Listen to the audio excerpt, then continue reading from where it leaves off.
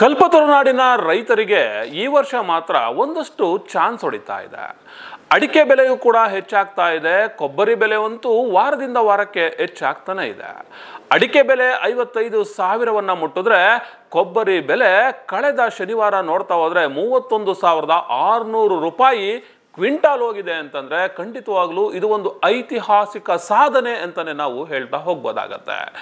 1 litre ಕೊಬ್ಬರಿ ಎಣ್ಣೆಯ ಬೆಲೆ ಇವತ್ತು 500 ರೂಪಾಯಿಗಿಂತ ಜಾಸ್ತಿ ಆಗ್ತಾ ಇದೆ.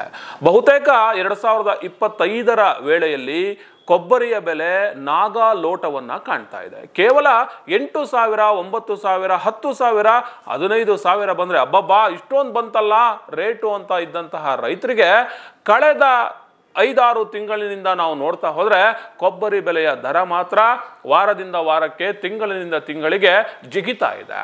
ಇತ್ತೀಚಿನ ದಿನಗಳಲ್ಲಿ ತುಮಕೂರು ಜಿಲ್ಲೆಯಲ್ಲಿ ತೆಂಗಿನ ತೋಟಗಳು ಅಧಿಕವಾಗಿದ್ರು ಕೂಡ ಬೆಳೆ ಮಾತ್ರ ಬಹಳಷ್ಟು ಕಡಿಮೆ ಆಗ್ತಾ ಇದೆ. ಸಾಕಷ್ಟು ರೋಗಗಳಿಗೆ ಇವತ್ತು ತೆಂಗು ಬಲಿಯಾಗ್ತಾ ಇರೋದ್ರಿಂದ ತೆಂಗಿನ ಬೆಳೆ ಕಡಿಮೆ ಆಗ್ತಾ ಇದೆ.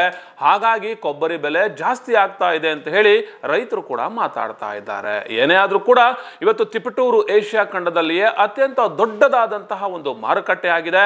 ಇಂತಹ ಮಾರುಕಟ್ಟೆಯಲ್ಲಿ ಐತಿಹಾಸಿಕ ದಾಖಲೆಯಾಗಿ ಕೊಬ್ಬರಿ ನಾಗಾ ಲೋಟದಲ್ಲಿ ಹೋಗ್ತಾ ಇರುವಂತದ್ದು ರೈತರಿಗಂತೂ ಒಂದಷ್ಟು ಖುಷಿಯನ್ನ ನೀಡಿದೆ. ಚಾಲುಕ್ಯ ನ್ಯೂಸ್ ಜನರಿಗೋಸ್ಕರ.